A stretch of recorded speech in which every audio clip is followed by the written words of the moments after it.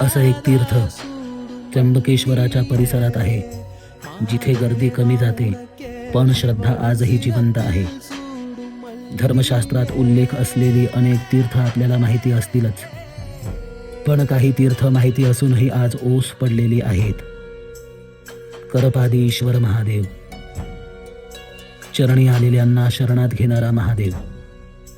पिशाच्च मोचिनी तीर्थ, सद्गती न मिळालेल्या अशांत आत्म्यांच्या पिंडांना शांती देणारे तीर्थ. म्हणूनच या ठिकाणी स्नान आणि दर्शन महत्त्वाचं मानलं जातं. हे ऐकून कळत नाही, हे महादेवांच्या चरणाशी कळतं. एकदा येऊन दर्शन घ्या, महादेवांच्या करुणेचा हात आपोआप तुमच्यावर फिरेल. जय त्र्यंबकराज, हर हर महादेव.